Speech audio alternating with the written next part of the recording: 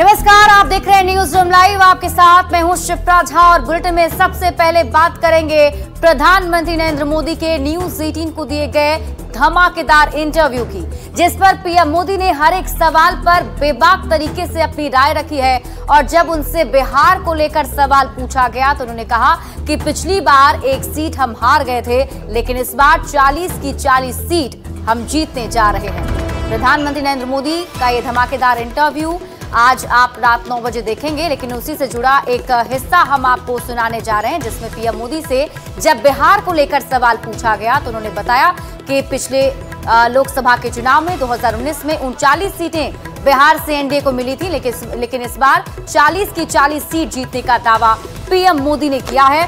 क्या कुछ कहा है आपको दिखाते हैं।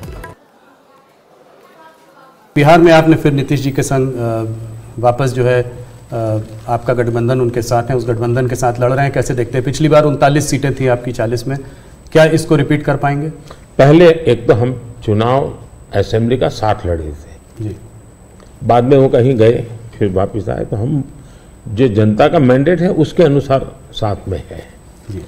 जहां तक जन समर्थन का सवाल, कल मैं बिहार में ही था जी, जो जन समर्थन में देख रहा हूँ जी, अनप्रेसिडेंटेड, इतनी गर्मी में कोई पैंडल नहीं, कुछ नहीं जी, और लाखों लोग जिस प्रकार से इस बात से जुड़े हुए हैं, मैं साफ देख रहा हूँ जी कि बिहार में पहले हम एक आध सीट शायद हार जाते थे, शायद इस बार एक भी नहीं हारेंगे। 40 में 40 एक भी नहीं हारेंगे। बहुत बड़ा बयान है। तो बिहार में 40 की 40 सीट जीतने का दावा पीएम मोदी ने किया है और बीजेपी के राष्ट्रीय प्रवक्ता शाहनवाज हुसैन ने भी इसका समर्थन करते हुए कहा कि बिहार में इस बार फिर से हम 2019 वाला रिजल्ट दोहराएंगे। साथ ही साथ इस बार 40 की 40 सीट एनडीए की झोली में आएगी। तो आरजेडी पर निशाना साधते हुए उन्होंने कहा कि आरजेडी सिर्फ हल्ला करता है, इस बार भी इंडिया अलायंस को 0 सीट मिलेगा। में 40 की 40 जीतेंगे, इसमें कोई शक नहीं है। पिछली बार 39 जीते थे, इस बार किशनगंज की भी सीट जीत रहे हैं, तो 40 की 40 जीतेंगे। पिछली बार भी राजद इसी तरह हल्ला कर रहा था, आज जीता था 0। इस बार भी राजद हल्ला कर रहा है, जीतेगा 0। ये लोग 0 सीट पर ज़्यादा हल्ला करते हैं। राजद 0 के सिद्धांत पर चल रहा है। राजद को 0 से बहुत लगाव है और उसकी सहयोगी दल कांग्रेस भी इस बार हो जाएगी 0। वहीं प्रधानमंत्री नरेंद्र मोदी के इस दावे पर नेता प्रतिपक्ष तेजस्वी यादव ने तंज कसा है। नेता प्रतिपक्ष तेजस्वी यादव ने कहा है कि प्रधानमंत्री नरेंद्र मोदी का स्लिप ऑफ टंग हो गया, वो 40 की 40 सीट हारने जा रहे हैं, जीतने नहीं। क्या कुछ कहा है आपको दिखाते हैं। 40 में 40 सीट का दावा प्रधानमंत्री ने किया है तेजस्वी जी, 40 में 40 सीट का दावा। उनका टंग स्लिप हो गया, 40 हारना बोल रहे थे, गलती से वो बोल दिए, वो जान रहे हैं और उनको बार बार ये बताने की जरूरत नहीं। जनता मालिक है, जनता चुनती है, ना कि प्रधानमंत्री जो आंकड़ा बोलेंगे वो होगा। वहीं डिप्टी सीएम सम्राट चौधरी ने भी पीएम मोदी के 40 में से 40 सीट जीतने के दावे को समर्थन करते हुए कहा है कि बिहार में इस बार भरपूर प्यार मिल रहा है और एनडीए इस बार 40 की सीट जीतने जा रही है। अरे अपने उम्मीदवारों का जमानत तो बचाए, राजद के लोग जमानत बचाने का काम करिए ना। और पूरा हिंदुस्तान जानता है कि खाता खुलेगा कि नहीं खुलेगा, ये पता चलेगा। प्रधानमंत्री जी ने कहा है कि बिहार में हम 40 में 40 सीट जीतेंगे, विपक्ष के लिए कोई जगह नहीं है बिहार में। हाँ, एकदम सही है।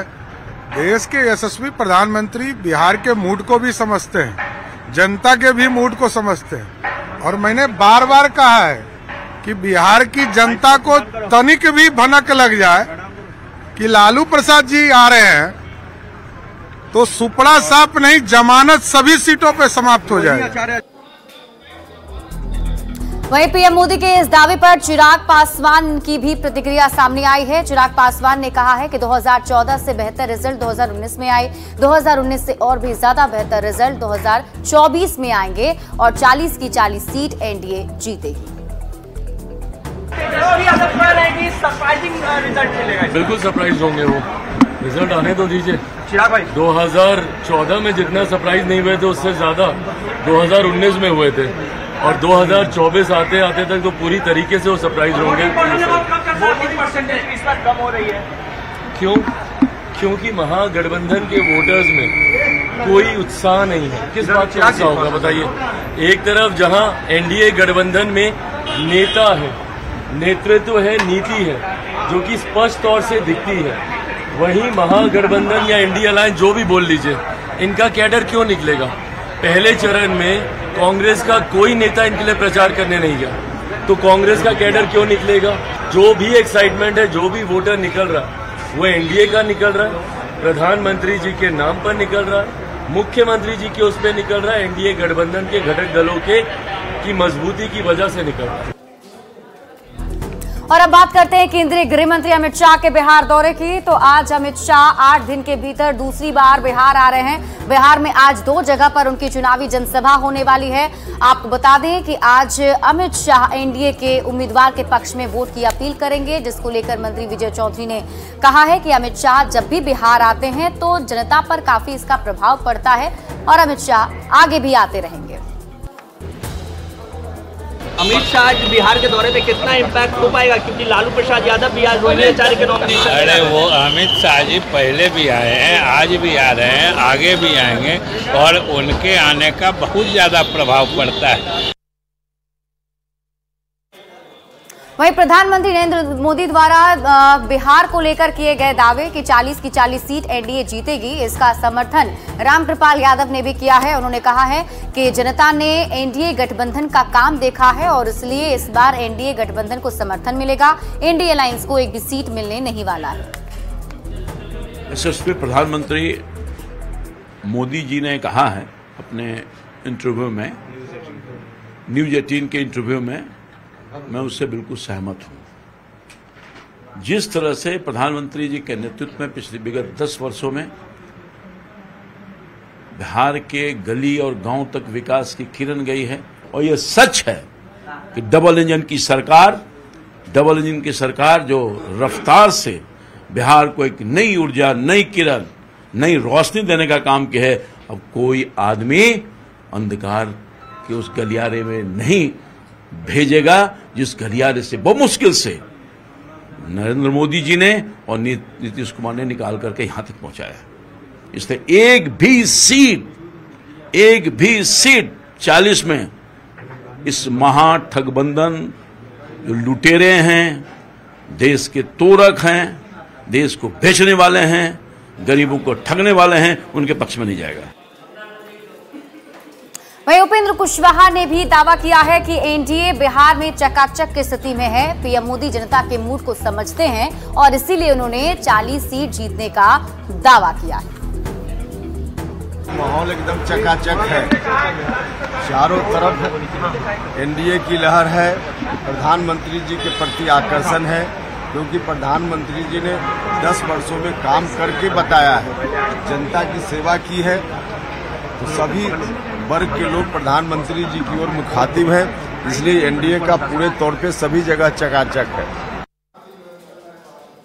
और इस बीच आपको बड़ी खबर बता दें, केंद्रीय गृह मंत्री अमित शाह के बिहार दौरे से जुड़ी बड़ी खबर सामने आ रही है। अब से कुछ ही देर के बाद गृह मंत्री अमित शाह बिहार आने वाले हैं। मधुबनी के झंझारपुर में आज वो जनसभा को संबोधित करेंगे, जहां उनके लिए पूरी तैयारी कर ली गई है।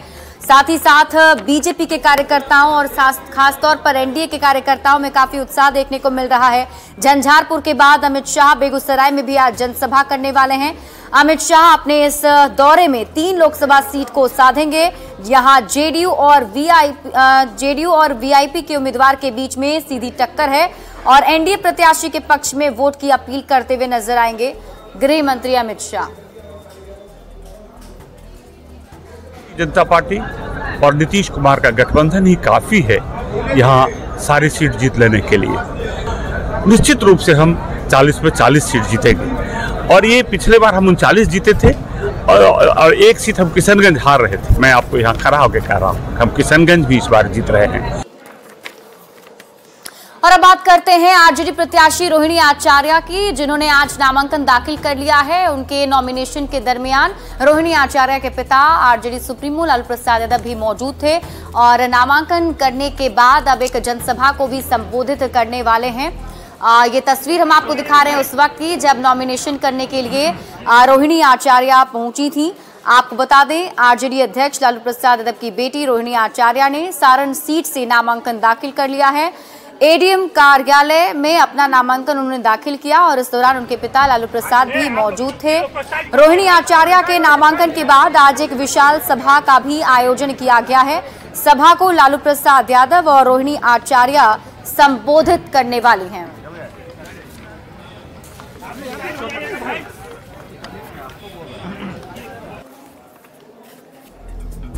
और लोकसभा चुनाव को लेकर अब नामांकन का सिलसिला लगातार जारी है। लोकसभा चुनाव के छठे चरण के लिए नॉमिनेशन की प्रक्रिया भी शुरू हो गई है और ऐसे में जो दिग्गज नेता हैं वो नॉमिनेशन करने के लिए पहुंच रहे हैं। गोपालगंज में नामांकन से पहले जिला प्रशासन ने भी तैयारी पूरी कर ली है। छठे चरण के लिए नामांकन की आखिरी तारीख 6 मई है। ऐसे में 4 मई को गोपालगंज से एनडीए उम्मीदवार डॉक्टर आलोक कुमार सुमन नामांकन करेंगे, लेकिन वीआईपी उम्मीदवार चंचल पासवान के नामांकन की तारीख अभी तय नहीं हुई है। मौके से और अधिक जानकारी दे रहे हैं न्यूज़ 18 संवाददाता गोविंद कुमार। छठे चरण में शुरू होने वाले लोकसभा चुनाव को लेकर आज से नामांकन की प्रक्रिया शुरू हो रही है। गोपालगंज में नामांकन से पहले कलेक्ट्रेट रोड में बैरिकेडिंग किया गया है और ड्रॉप गेट बनाए गए हैं। गाड़ियों के परिचालन में भी बड़ा बदलाव किया गया है। ये कलेक्ट्रेट रोड की तस्वीर है और यहाँ पर बांस पर्दा लगाकर ड्रॉप गेट बनाए गए हैं और 6 मई तक, आज से यानी कि 6 मई तक जो रूट है गाड़ियों का उसके परिचालन में बदलाव किया गया। यानी कि यदि आप गोपालगंज में कलेक्ट्रेट रोड में आ रहे हैं तो आपकी बड़ी जो गाड़ियां हैं वो कलेक्ट्रेट रोड में एंट्री नहीं करेगी। सुबह के से लेकर शाम तक यहाँ पर जो मजिस्ट्रेट के साथ पुलिस बल है उनकी तैनाती कर दी गई है और नामांकन के लिए जिलाधिकारी का जो कार्यालय है वो कक्ष बनाया गया है। हालांकि आज पहला दिन है और पहले दिन किसी राजनीतिक दल की जो उम्मीदवार है उनका नामांकन नहीं है। गोपालगंज में एनडीए समर्थित जो जेडीयू के प्रत्याशी हैं डॉक्टर आलोक कुमार सुमन, उनका 4 मई को नामांकन होना है। वहीं महागठबंधन समर्थित वीआईपी के जो प्रत्याशी हैं चंचल पासवान, उनके नामांकन की तिथि का अभी घोषणा नहीं हो सका है। दूसरी तरफ AIMIM के जो प्रत्याशी है दीनानाथ मांझी, उनके भी नामांकन की तिथि अभी तय नहीं हो सकी है। तो आज नामांकन का पहला दिन है और ऐसे में गोपालगंज में प्रशासन पूरी तरह से अलर्ट है। गोविंद कुमार, न्यूज़ 18 गोपालगंज। तो लोकसभा चुनाव को लेकर सियासी तापमान काफी गर्म है और बात अगर शिवहर लोकसभा सीट की करेंगे तो यहाँ पर छठे चरण में चुनाव होना है, मतदान होना है और यहाँ 2 महिला उम्मीदवारों के बीच कड़ी टक्कर है। एनडीए प्रत्याशी लवली आनंद हैं तो आरजेडी से रितु जायसवाल चुनावी मैदान में है। शिवहर के लोगों का दोनों उम्मीदवारों को लेकर मत क्या है, इस पर बातचीत की है संवाददाता राकेश रंजन ने।